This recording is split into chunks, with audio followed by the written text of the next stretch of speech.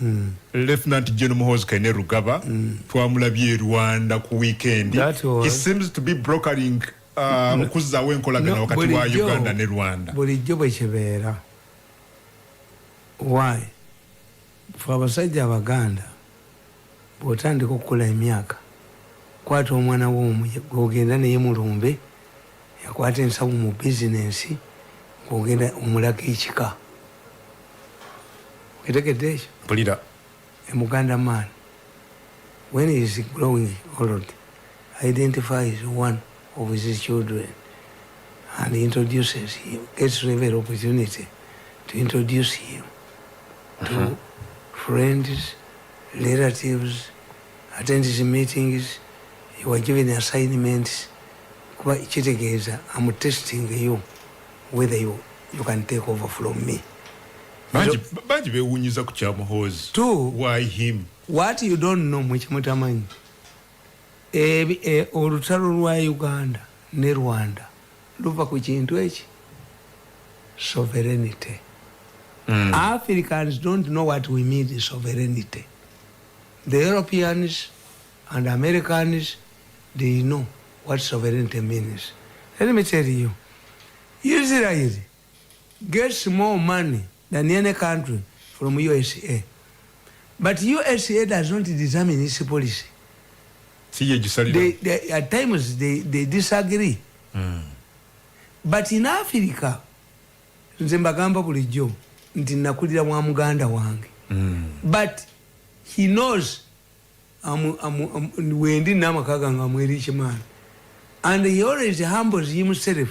Whenever there is a meeting, family problem, I see him coming to me. Atenga ye musika. Mukuru mwali. Ategeera nange ninachi. Ewuwo. Yes. Na oli musajja ewuwo. Nange ndi musajja naye nakulira ki? We. We were once liberated by Tanzania. Who could dislodge Amin?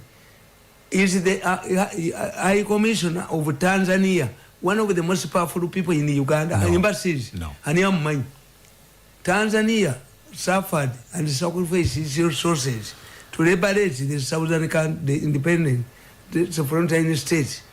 Does South Africa have any relationship with Tanzania ku concession gondi? No. Fetwadira abasajja be South Africa ntubaleeta wanika weweta. We spend our resources. What is our influence in South African affair? Nothing. Kakati ekikulu ekiriwo wano mu Uganda tetwafuna ekizibu ti Rwanda ne Uganda balwanira wamu. President Kagame nabano balwanira wamu ne bagenda nga bavudde wano ne baddayo ewaabwe. Nabagamba ti if Rwejema had become president of Rwanda, Fred Rwejema, we are not likely to get this problem. Why? Rwejema was a president here against the from us. Identified him at an early age. Rwejema mu 79 ne bamugoba maji nti Munyarwanda. He became a Museveni's driver. Rwejema went to the bush. Bayakomawo nafuka deputy commander. Yabera kone deputy minister of defense. Ekitegeeza Rwejema new Museveni. Mo. Era bwe batugamba kutuba tusoma political science batugamba. Retiring a president should not cede power to somebody he doesn't know. Knowing in politics does not mean your name. You don't know me. To know means a historical bond I will invoke. Akumanya nti gwe Tamele when I was sacked in the State House, was Rangami. When Tumwebaze was trying to flout rules to undermine the president's directive, to put me in a list of advisors who don't get salaries, he moved in. When I was poisoned, he sent a doctor. Kitegeeza nti I have a bond, a historical bond. Nakukole wankolera ki waliwo mukwano gwange bamuyita Sengoba yali mu Butoda vice bwe bampa omulimu nengena ne mugamba nti badde wa president yampadde omulimu yaleeta amasuuti asatu nanga nti wayi esuuti zaffe zitubadde nazo ezo tezikyakola ki tezikyasobola kakati nsobola okusiba omwana we Mirundi osibye omwana wange naye okimanyi ti suuti wagenda nazo mu State House wazijja wange kyetuyita historical bond nti Rwejema yalina historical bond ne President Museveni. He saw him as he had a fatherly figure. Kagame was junior then bamuyitanga gundi ani akubaka kumbi nze nagendangayo nga bamuyita Pirato yawozesa emisango Kagame najja kuki mu military intelligence. How many times did he meet Museveni? Waliwo ne baalagira Mr. Justice Akachamu nagenda mu kubasiima namugamba nti Kagame namugamba nti why are you here? We are hearing that you are violating human rights here. Namubuuza, do you know why military intelligence was put up? Abuuza Kagame yabuuza minister. Kagame ngabuuza minister. Yes. Kakati that one we missed. Ti omuntu omulala aina fatherly figure ku Museveni ate mukoddomi we gyatamuyinaako. Mukoddomi we bwe yeetulira bw'ati yeyita mugezi nnyo. At one time yaga nti I'm not a member of their family. Ye tabalabawo. Okay. Naye Mugisa muntu naye afaanana Rwejema. Mugisa muntu has a fatherly figure. Wali oddeko Mugisa muntu ng'avuma Museveni? Sikiwuliranga. Wali oddeko Mugisa muntu ng'avuma UPDF? Si ye Besigye. Ate Besigye afaanana ani? Afaanana ani? Anti Besigye afaanana n'omuko. Ye talina fatherly figure. Bote balina fatherly figure ku Museveni. N'abakwasa power bamusiba. He will be boarding. He will be getting a seat in the Luzira bus. Okay. Echamuhozo gende Rwanda. He caught everybody by surprise. No, nze mnyamu not good. Kakati ekyo kitegedde. Nti the problem we have with the President Kagame is that we fought together. This happened between Zenawi and Afeki.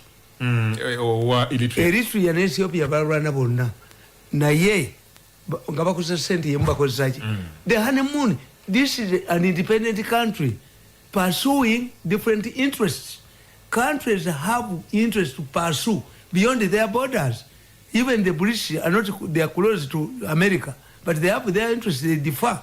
Even in NATO countries, by Germany, when you put an economic embargo on Russia, Germany will rise up. So, kakati nkubolira, ticho chimu, President Kagame did not have chances of talking to Museveni. He does not have a fatherly figure of Museveni. A historical bond. Yes. Two, by the initial stages of the Rwanda liberation struggle, amajenga fega agenda munakwezi muwiki munakunya twali tutuuse ekibuye nga Kigali tugirengera twakuba endongo eggabiro munaku 3 twakuba endongo eggabiro wano UPDF nze wentegerera nti Rwejema mufu nali nzina endongo n'omukyala nga do you know Mr. Mirundi ndi nga bampita mu Nyarwanda my name is Market Mirundi nga bampita mu Nyarwanda. I used to attend the Banyarwanda meetings here. Ibanga nti but Afende is dead. Bazoka tugamba he went to Libya. Nenge motoka ye eya Kagame eya Rwejema erimbalala ewala disi wali omusajja nga muyita Rwejemera yalyanganya okuyingira Rwanda nze ndi Munyarwanda nemuga Rwejemera ne Mirundi wiki sound zimuwa Kinyarwanda nasembayo muwuli omusajja mweru bwali yalimbala eyo nga deputy disi neyimbala bamujjawo ne walijjawo omukazi omuzungu waliwo ka Waston ndowooza Pike gwe yawasa yali omumpi ne waliwo omuwala omulala omuzungu nga it is rumored yali agala Rwejema najja mu ddwaniro n'atamulaba kakati nze I found ye Muganda boy running nangamba omanyi tubadde mu meeting Afende bamusi. Then the last time I talked to Bayingana told me your president likes Rwejema, but unfortunately Rwejema comes from the Queen's family. But omukazi ayinza tufuga small matter era mayiro side time okugira okulaba gundi yali ayogera French oyo bayingana ayogera French ayogera English German and Kiswahili yanga nti we have been very close friends. We have been attacked from this area and gone. That's my run. Kati banensobi je bakola atene bayingana bamuta ne bunyenyezi bamala tene babatta abatta Rwejema babatta kakane kitegeera Kagame, President Kagame was moved from American College to carry out a guerrilla war. To whom does he attribute the war? Rulio lwasoka twali tutuse ekibuye nga tugenda kulumba Kanombe tugenda kuwampa government munaku. That's why they fell out. Balwanira obuyinza nga temunnaba ne bangamba Rwejema gonna ngamba bayingana tetusobola Museveni ayagala nnyo Rwejema tetuyinza mukkiriza kutufuga. It is an illiterate taina degree to ava mu family yabaka yaba queens. We cannot accept gundi mu Rwanda tebatusobola kakati ekyo tekiba kimu nti President Kagame did not access President Museveni. He did not have a long relationship with the President Museveni to create a fatherly figure. Katumba Wamala and Mugisha Muntu bayina fatherly figure ku President Museveni ono Muhoozi former commander ayina fatherly figure David Muhoozi general ono Sabiti bamujja mu police the other day amaje gaatonchinze gundi ekifuma bagenda okanikiraki helicopters. Why is the army moving? You incite the army, but the army has one of the institutions Museveni is the army. Just you why? Nti abamaje bano bamulabanga tata waabwe. Salimu Saleh agamba nti when I got my brother, ever since I became an officer, my role is to go to him, salute, receive orders, salute, and I go. He does not argue with him. Chobola banti nana Afrika Uganda nga Museveni yafudde kayina kuba wamaje wachitugamba wano. Yes. So banga beba ajja kusigala mu curtain. Ukulu agambye ati ukulu agambye ono player as a coach. Bwe tuba tusoma political science batugamba a retiring president must ensure that he remains in the curtain for the first 5 years. Nga yawa guidance. The person who will rule this country to succeed Museveni will be a soldier. Kakati ekyo bw'okimala nezira ku kyokusatu. When you take your foreign minister goes to President Kagame for a message, what happens? Kagame will ask, are you Okero, the son of Okero? Are you fought in Luwero? Obo chitidewo. Singa tuwala Okero Riem. State Minister of Okero Riem cannot go to Rwanda. Kasoke kunzijo. Josam Taremwa ono yali mwogezi wa Electoral Commission agaye kungu kwendi mpulirizo mukuna vumundabire naye embuuza enkofira ya Yoweri Tibuhaburwa Kaguta Museveni gye yalinga ayambala eriwa. Let me tell you. Akulebye on Facebook nga togirina. Kankubuulire Lwabogo yanfiiriza nnyo era sirogera nabo Lwabogo ku nsi mu ggulu ne mugwa. I cannot talk to Lwabogo. Naye buli kaseera when I get opportunity nze nzikiriza mu byaffe ngenda nnyo mu nsozi ewaffe n'enkolima n'enkaaba. Nakuba enkofiira emitwalo 2 yazirimisa nenkuba t-shirt nenkuba bino byolaba byenyambala nejo ne badde mu saati ya NRM ng'ayagala ngende kuba mbwa nfuge. President yali agenda kuleta naafuna gyazijja mbwa nfuge tali nfuga ku Lwabogo tali and he cannot become a president of Uganda. I will handle him. You will handle China. Lwabogo is politically dead. Aina byagambye ku succession. Ngenda kuchikunyonyola. Ne today wali ku kakati ngogambe. Obadde tugamba ku yefo Okero Lutwa. Yefo Okero Riem State Minister of Foreign Affairs to Rwanda. What is the image he has? Akolachi ategeera muti mumuchozi. Omanyi waliwo ekibayita ekivumo. Abaganda tuvuma in many ways. Ekyo kivumo. Nti kakati president okulonda nga kino ekiwala nakyo obu advisor kuvuma Baganda. Do you have another advisor afaanana oyo mu kabira endala?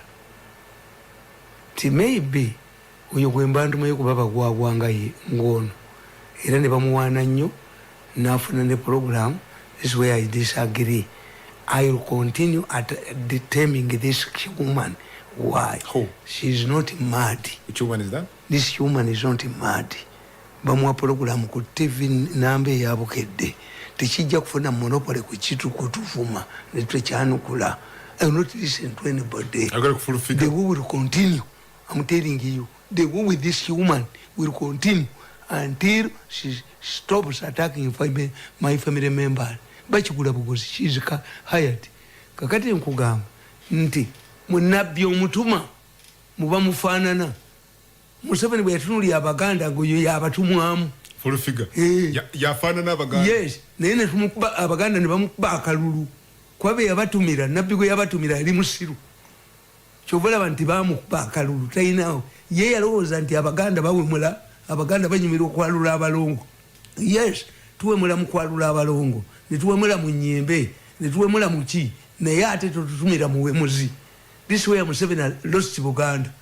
The type of the team he had. Yalowooza abaganda be yalowoolezaamu abaakolanga amasabo eruweero. Abamugamba nga tukole emikolo ab'oluweero abali balowooza masabo. Si be bano abalonzi. Kyobulaba tiimu ye gye yaleeta ey'abawemuzi teyafuna kalulu. Kakati nkugamba nti that's one. Two, when you send General Sale, General Tinyefunza, General Charlie Gonza to President Kagame, he will feel humiliated. Kagame will feel he remembers his days in the bush. These people are sending these army officers to humiliate me that I'm still under them. Toba tumayo. Ndiwe yali mu nsiko yali under them.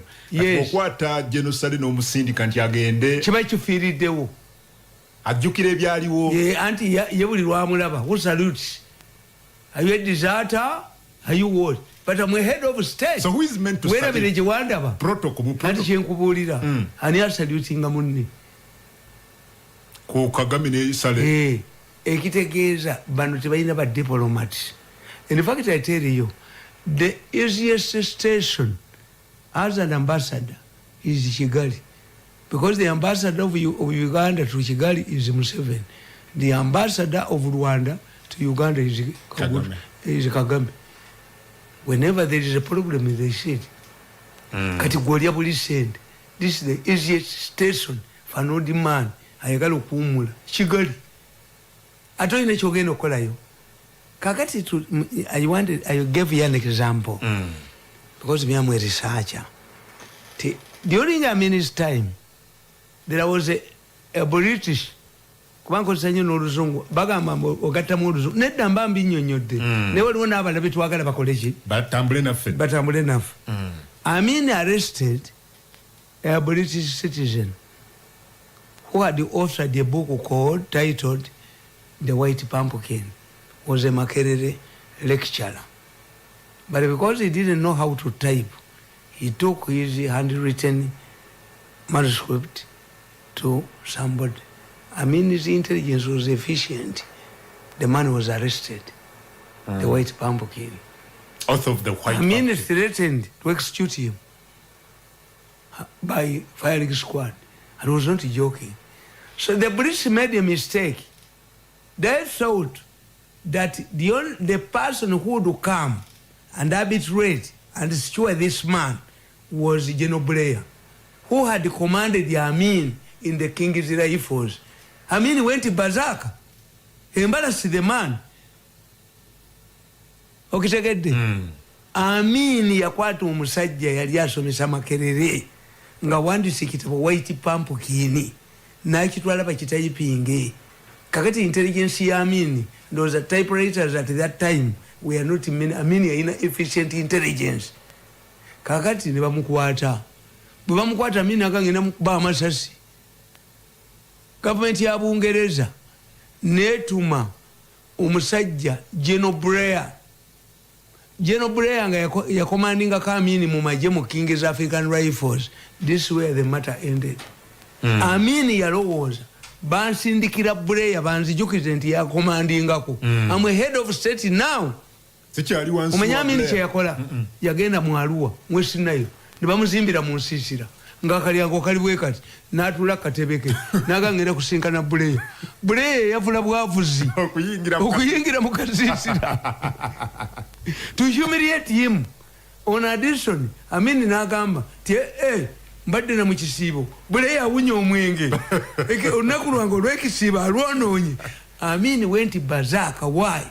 He saw General Buleya reminding him the days when Amini was in training. In training, when he was, are they saying, let us assume, singa neighbor wamwe, umwana wamwe ine waka, nga house galo, nafuna musajja n'agagawala.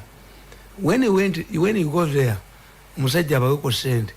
Oyinza okutandika okunyumya naye wasimulanga nnyo ebintu baba watumanga nnyo emmere ng'osinga ne sisita waffe oli kati abasisita wammwe weerabire gye wamulaba ne bagamba ti ebyo bya bodaboda okusiba kitatta. The problem was by the time we went to the bush, Kayihura was the ADC of Sale. They had become all generals. Kakati Kayihura ayinza okuba nga yiti ye suffering an inferiority complex. They are always salute you. Kyenkugambye kiri nti you have to have a historical bond.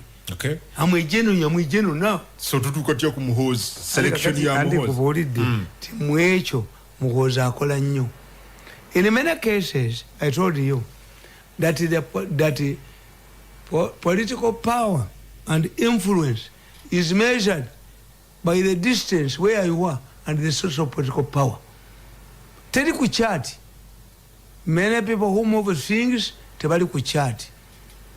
If the Prime Minister today or the Vice President today or the government official tells you that they can take it to the President tomorrow, his daughter, one of the daughters, Namugamba, for me I can take you tonight.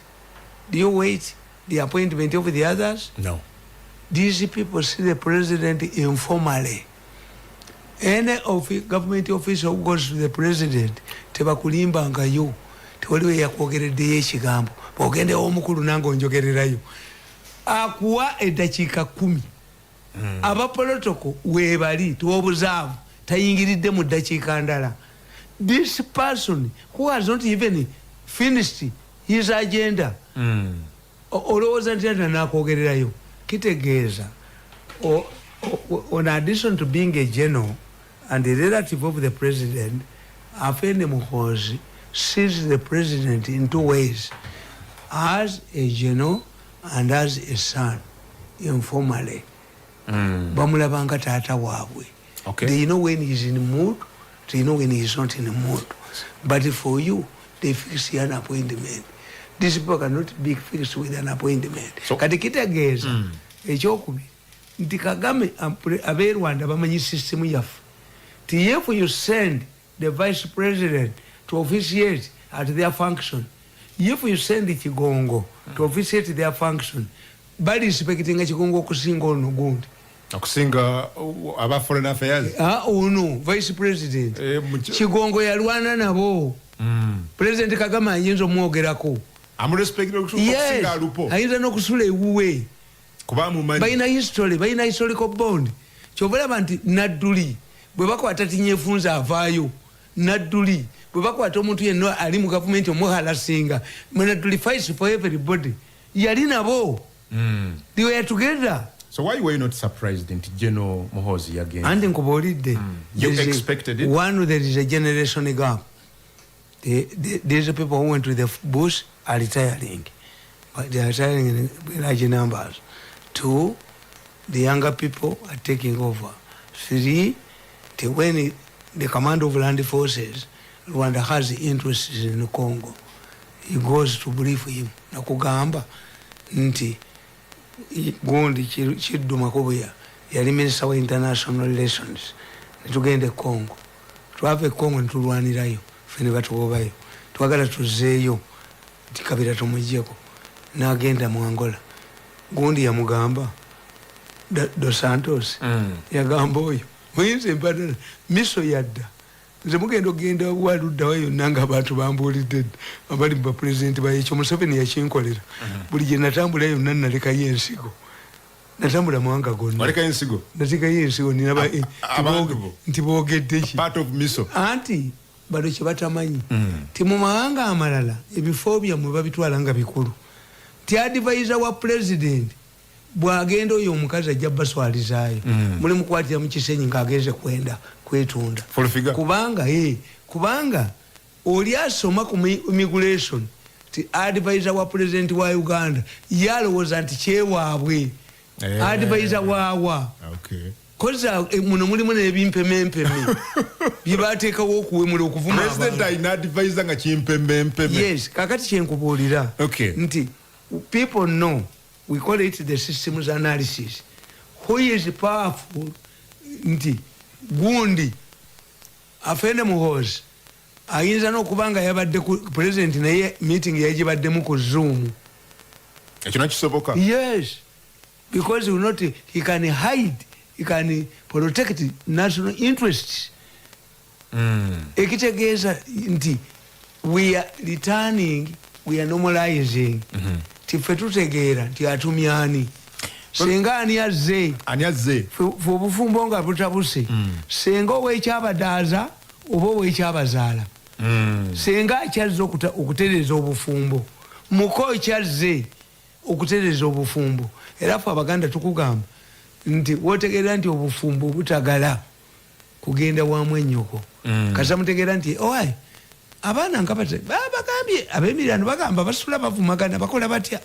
Naye nze sirabanga nze tewali senga wa mukazi wange yali azze kututabaganya. I cannot kiki kyesobola kakwandolinga kakati nkugamba nti ffe Abaganda tukimanyi obukungu bunaafa obulabira ku ssunsa batuma muko muto ku buko tewavambwa nembwa y'okubuka erya nkoko. Kati ffe Abaganda kasita omukoddomi wajja nti okubula ssente obwavu bukuyisa mwannyeko omugenyi alina kulya nkoko. Kakati kasita ajja naye alya essunsa tuguyita mukono gwa mbuzi kiba kitegeeza obuko bufu obuko bunaafa obulabira ku ssunsa naye nga batumyani okubutereeza batumaani. Babuuza kano akakaakato waliddeyo ki ewabaaba twalidde cunca kitegeeza nti awo senga ayambalirawo. Let me tell you that I have 2 points to summarize. One, that it was widely believed in RPF that ryAnalysis had been assassinated by a senior Ugandan general. That Habyarimana had bribed our soldiers at a tune of Habyarimana yali president wa Rwanda ebiseera ebyo. Had given these generals $1 million at that time when ryAnalysis died. And ryAnalysis had survived 3 assassination attempts. This is why the Banyarwanda decided to go to northern Uganda to know who is who. Initially, the Banyarwanda believed that the person who killed ryAnalysis had actually a hired assassin from Uganda. That was the belief. 2, these people, President Kagame was in the bush. They had the differences. What if you send there these generals who harassed him? With him we had problems. So once you get a generation of younger people, you look at Kenya. Jaramogi Odinga was the first person the British wanted to be Prime Minister of Kenya because they perceived Jomo Kenyatta as a radical and a communist, because he usually put on Lenin is the president, Omukufu. 2, he was in prison. The Kikuyus had carried out Mau Mau, where they buried Europeans alive, and these people decided to leave Kenya, but they wanted a moderate one. This man refused, but he became a vice president and eventually was persecuted by Kenyatta. What is the younger Kenyatta doing? He says, let us collect this. The only big tribe that has not tested the sweetness of the presidential chair, Benaisa was told, Benaisa said, honestly, I hear people who say, I'm warming the chair for Obote. The presidential chair is so sweet that nobody can warm it for another person. This is what force Mwanga to remove him. Kakati, Kenya, uhuru omuto, akiriza, akakuku kabwe kakolechi. Kagwewo, batandike new life. Ne Odinga. Abaluwo, bebatanafuna chi. Okumanya bintu bizibu. Nti, politics mutegera. Raila Odinga has revealed that because he is being sponsored by the Kikuyus, the Ruos have refused to vote. To register. This is too good to be true. Nechintu mikairi chintu. Mikairi chintu. Abazungu webakiriza demand za Buganda. Obote namweza akapapula. A cheat over Masaza. Why do you, Mr. Chintu, why do you bother? A cheat. The British are saying we shall organize a referendum in 2 years. But we are going to be the power. We will organize this referendum. When your body organized the referendum, Chintu raised the issue. Milton, do you remember this cheat? Yes, I remember. What does it say? But you told us to not organize the referendum in 2 years when we are in power. Chintu and the Buganda delegation. A constitution and a cheat, which one prevails over the Obotaskit? Ne Chintu, Bebamugam and the Bazungu had agreed to Buganda demands, and he was as a Katikiro. He was supposed to endorse, to append his signature. He refused. He told the Kabaka, I'm not going to sign because I left my pen in Kampala. I have to get an air ticket. Chintu asked it. The British who have been fighting, opposing Buganda's demands, how is it that they have woken up one morning and accepted? Chintu yakana. Mutesa ya mukubire simu. My dear Chintu, sign and we go. Nga Chintu agani.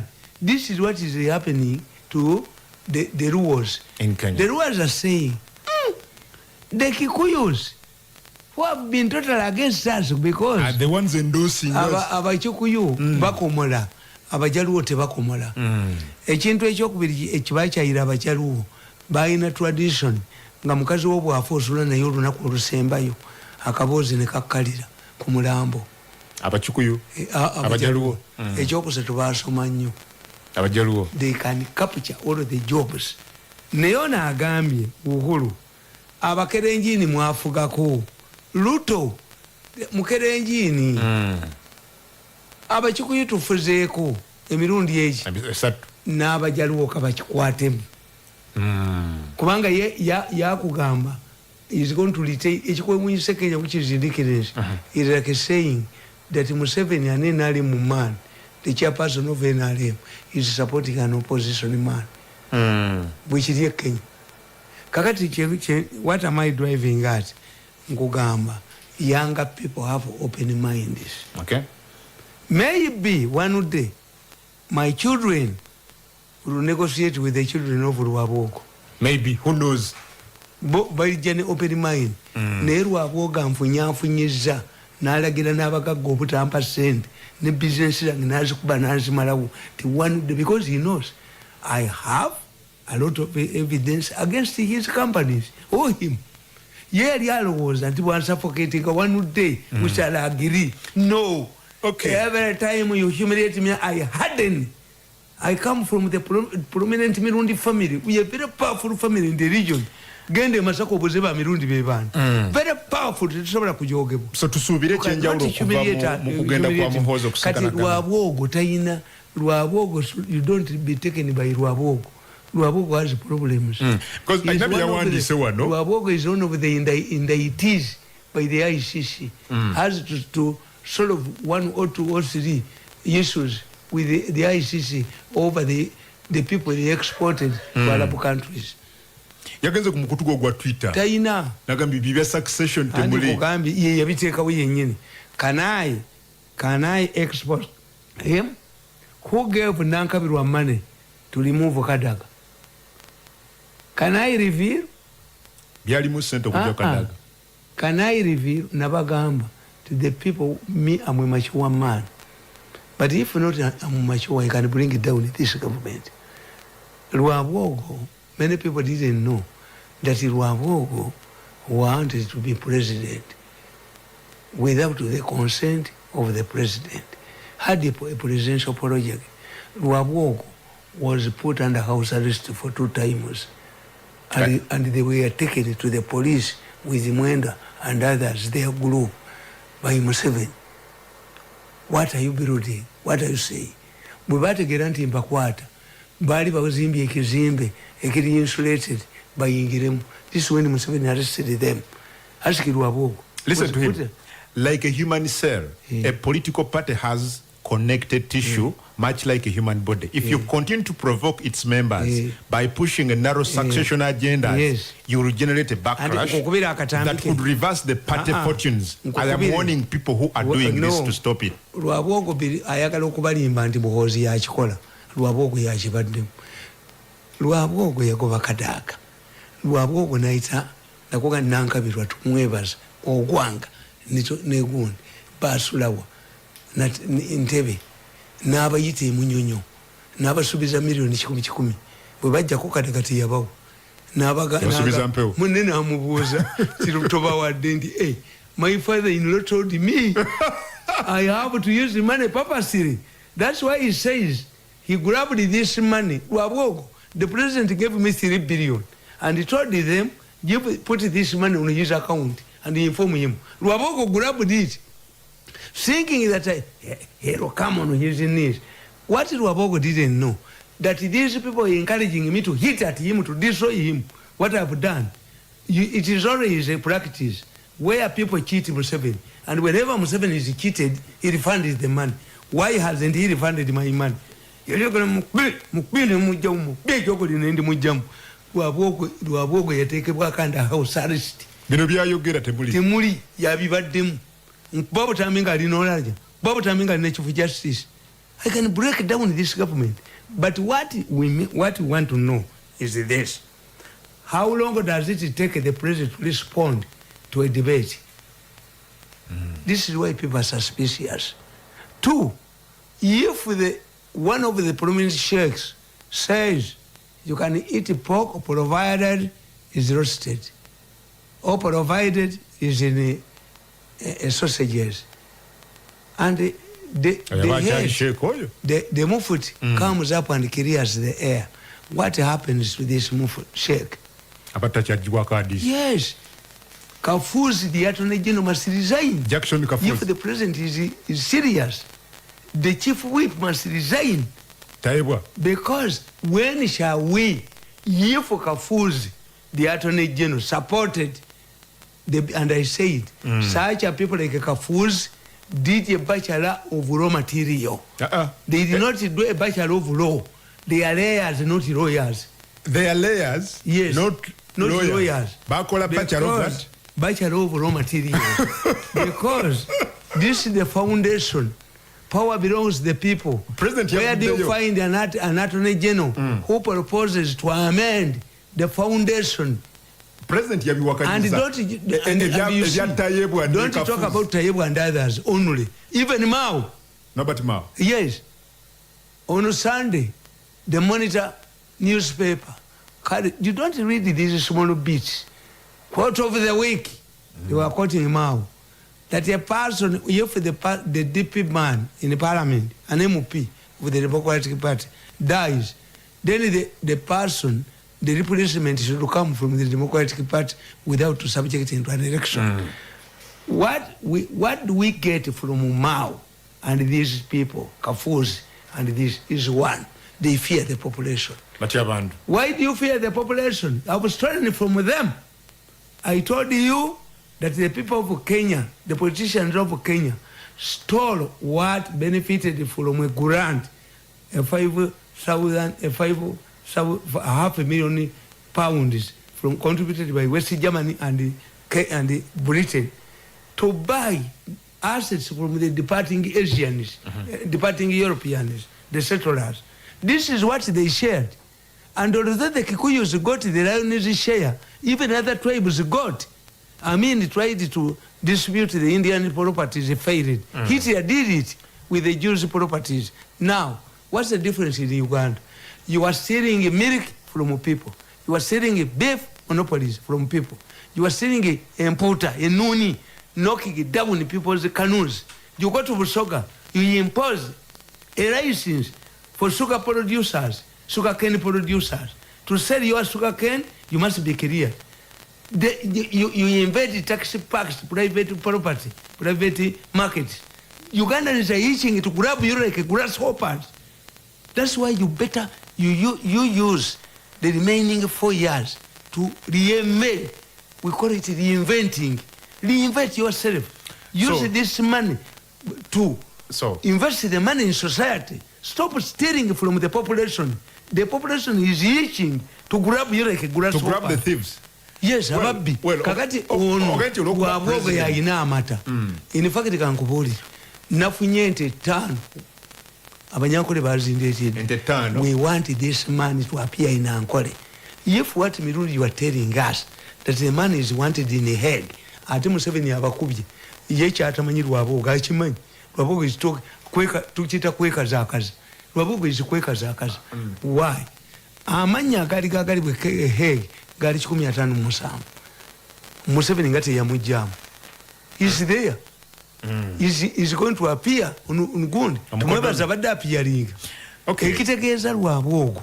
Taina before he clears his problems with the ICC, he should not comment on this. Bino byonna yabadde abikola.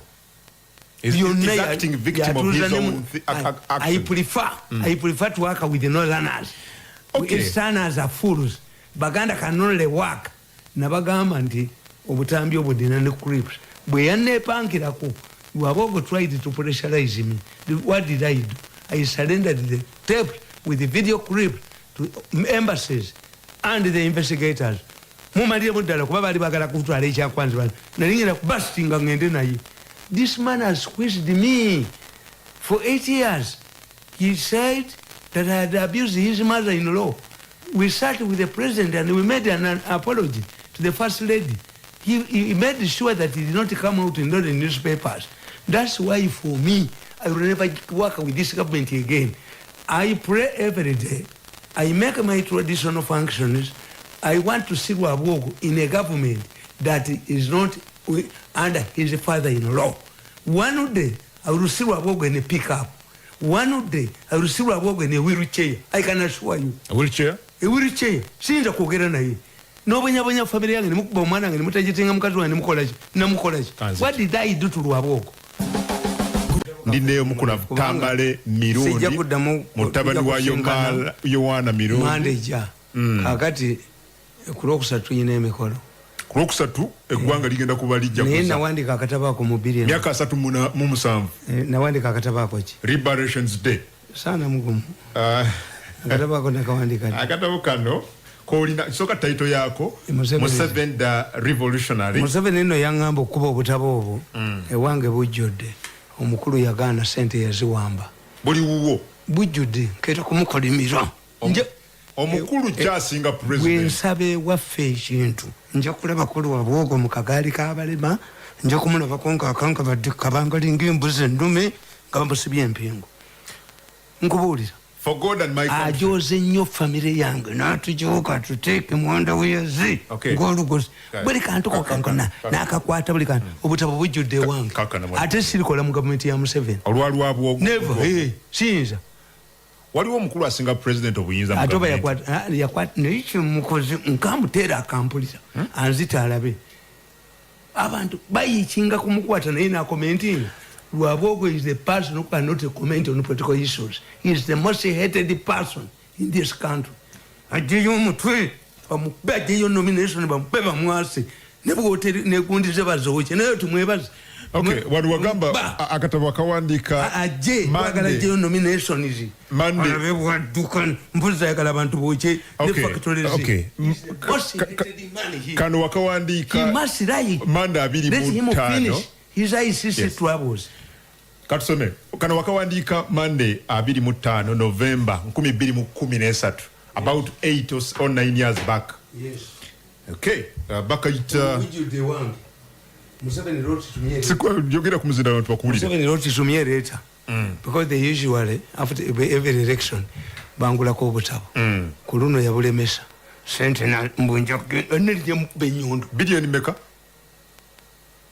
babanja billion 2 za butabo nolingido benyondo okay ngende kole naye I will never work with this book is a personal gift to myself. You cannot mix to mark my salt with milk. Everybody. Naga ngende chankwanza ategese nolinginda bwatu kankutwali. So nga tukuzendaka musoma Liberations Day webali na byegalubiri webali badevu lwa kusatu I'm angered very bitter every morning kaka natusoma katamani kamali ngenda munsoze waffe ne mukolimira mujja kumulaba konga ali mukakali ka balema mujja mulaba konga akanga badde mukabanga ali bamusibe mwa mitamale kaka kyogero lyanjoze ne family yange emyaka 8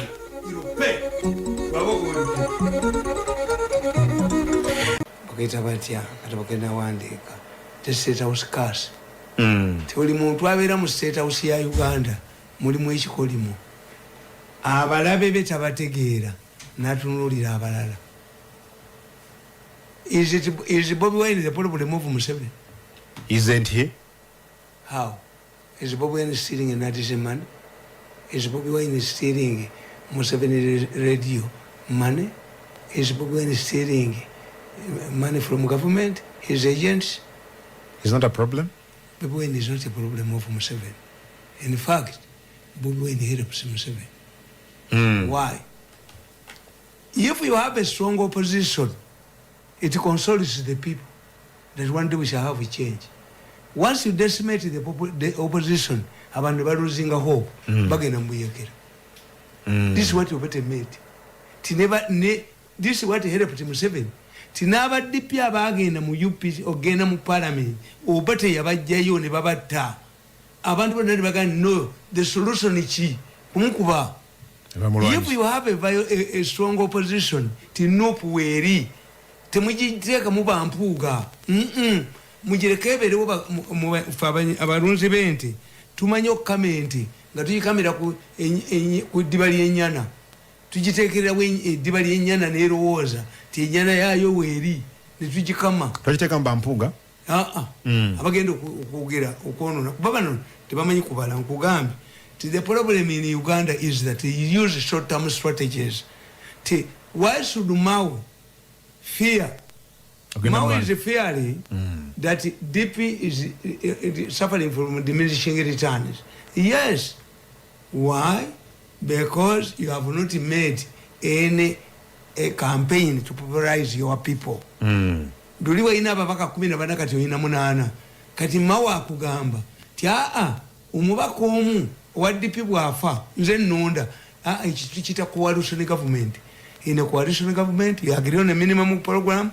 If one member of that program is found wanting mumulonda oba tuyina ekituchita proportional good representation like in South Africa where people don't vote their leaders. The parties vote leaders according to their percentage. Nechi kutegeza nemawa atia abantu nabano abagalo kuisa president Mukamori nabo batidde ki bantu. Why do you rape?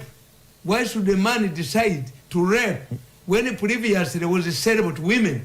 Ask yourself. Aine kichama ina kyatya nabagambye nti bazanyira Museveni ku buwongo. Museveni bamugamba you cannot pull crowds unless you involve the musicians. Museveni agreed and the power demanded to the musicians. And I said, I compared the musician to a bird. If a couple uses a bird, after being told that you cannot produce without sleeping on a bed, if a bird develops an interest in a woman, what happens? This is what the musicians did. The musicians who are made to believe that they are the crowd pullers to Museveni decided to take a power. Oh. But was it Museveni gabateka mu sente ne bajja ne bayimba ne bafuka abecha nabaga nti intelligence yamwe is poor. Every musician who went back to school was stopping at A level except Mayenja just to get the requirement. Kakati two mwine ekizibu means sibera na bintu ebyo bagambye you are going to negotiate, you are going to cancel the agreement ne umeme. Yes, let us ask. Me, I'm realistic. In political science, we know idealist and realist. Me, I'm a realist. Let us look for. We had one down. We had power rationing. At that time, which agreement would you make? At that time, Mukasera kondakano yaliye fana neteje wali koze. Why should people go to money lenders instead of going to banks? Banks take a time. Some don't have mortgages and sureties, so the money lenders take advantage. You can find a person who is near a branch of a bank or a commercial institution who loses property to a money lender. Kakati echo nchitegeera. Cho boba tuko bena agreement ya umeme yo tugenda kufuna muki. Ababbi bagoba babbi bannabwe ne bajja. Kubanja kala nkubuli. Mwe bagenda ne babalimba. Nabagamba. There is this agitation against the National Security Fund that the people should get mid-term what? Access. I told you, you will not get money because this money must be invested to get profits. Yeah. And where you are going to get profits, you get losses. Museveni is a shareholder in a new vision. He's pumping government money in new vision. He's a company. Who? Museveni is a shareholder in New Vision. The New Vision is blocked. Every money that was put there, including Museveni's money, has Museveni ever attended the shareholders meeting? And the money was used to campaign, to pay for the campaign of support. Kabushenga katibata demu indala. Bata demu. He's Museveni funding his company. Mwaina mushaya. Lutta Maguzi Semakula member parliament wana Kasike South jambo soga nti honorable brother onganti mwami Tamele Mirundi onganti mwagala nnyo akatabo ke kali akabanyampi nkanonya sikalaba kali ajemwe kopi y'abanyampi abanyampi we kali honorable Lutta Maguzi mukuna bakugabya akatabo we yes the banyampi book is available munonyeko abanyampi means that the old kings had people to blame for polluting the air when they were actually the polluters. Okay. So what happens in the government? They are Banyampi. The Banyampi are those who can blame for something they have not done. Like when Nakalema raided the Bank of Uganda and arrested the director of currency. When actually the luggages that was purported to be money by Nakalema deliberately to get this man out of Bank of Uganda were belonged to Mbire and Mandela. The plane that had been chartered by Bank of Uganda to bring currency in Uganda was diverted to London to collect these people who are not directors. How can we be assured that the money, they don't drop some bags of money in London? Oh, Tibaba kwati. Awe banyampi. Umunyampi yali malinga. I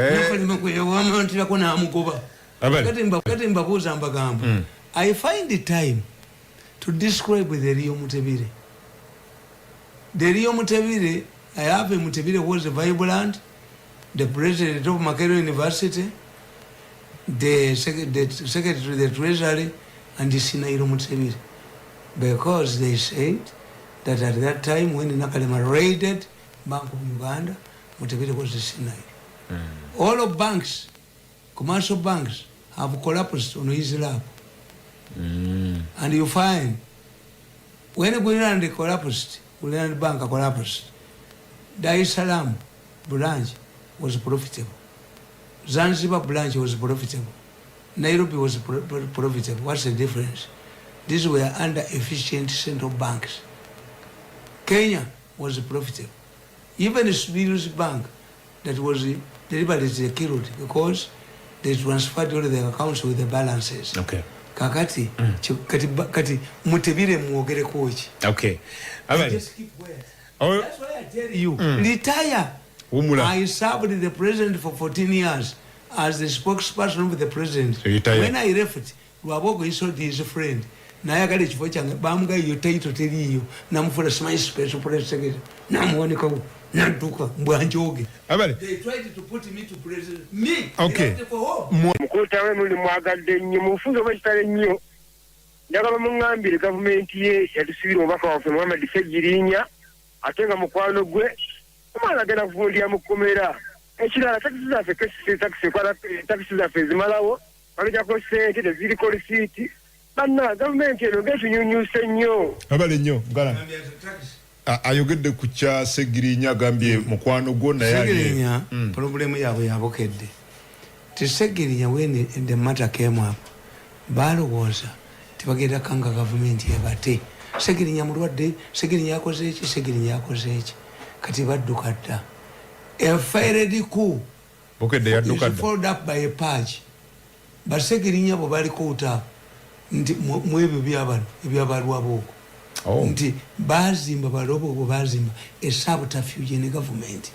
Ne balowooza tebakwatibwako. Bayina media bayina ki. I fought to them single-handedly.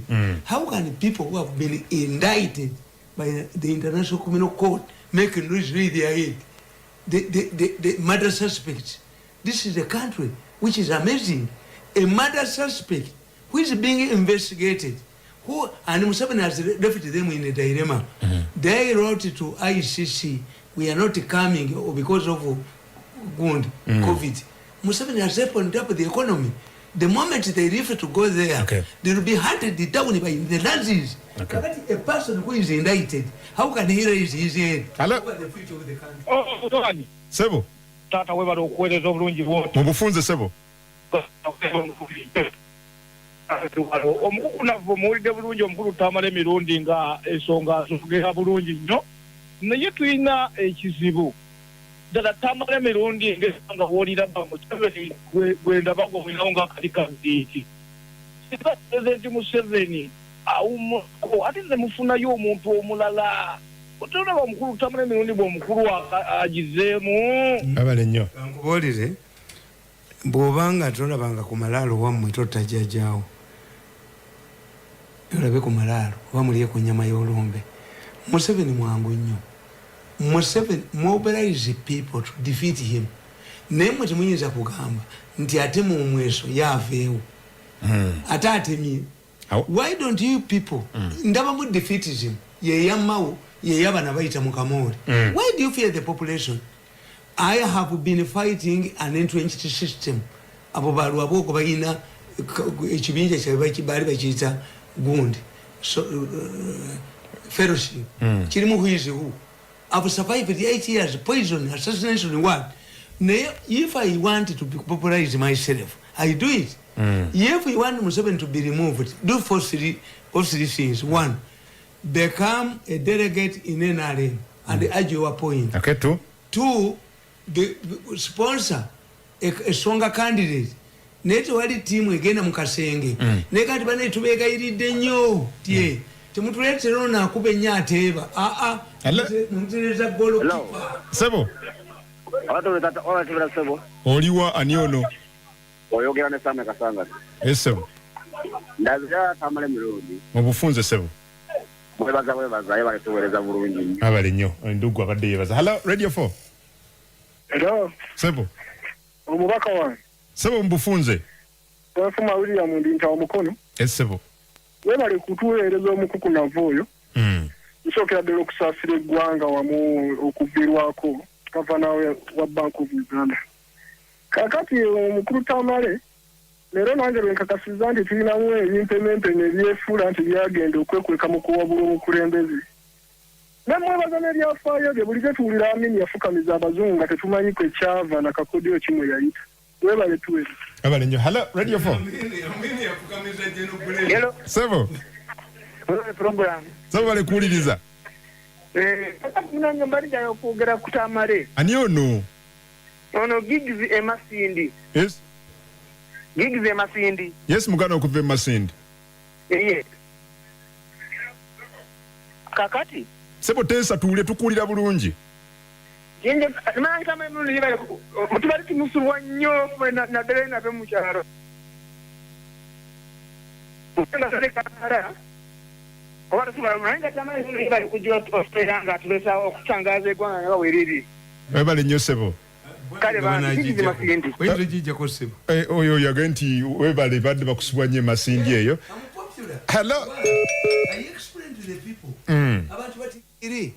Abantu kasabategeera nti what do you make okwe marketing wetaaga ki naye mubye ebintu by'abantu ate sente za Museveni z'abawadde okuwa abantu muzibba kati nze mbagamba nti mufaanananga omusajja gwe bawa okukola embaga ewaka agabula abantu n'abagulira walaki n'atagula mmere abatamiivu tebakusaba Gwani sebo. Nze Joseph Enganga Masindi. Muli mutye Masindi? Masindi je tuli. Bwana Tamale mubuuza. Esebo.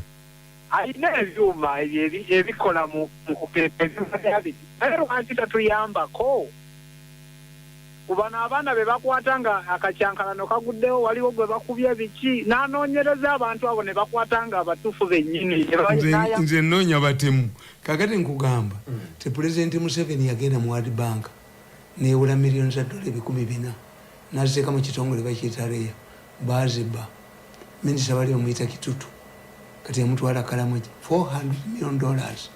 Museveni yali azireetedde ebyalo 804 abasajja baazirya baali babiri ne baganda Kalema tutuwepeyankaho bw'oba yagala batukwate mutufunire omulamuzi ng'ajja tuwa beiru ate temutuvunana musango gunaatusiba kuba sente sife twaziri kati you are diverting it to women.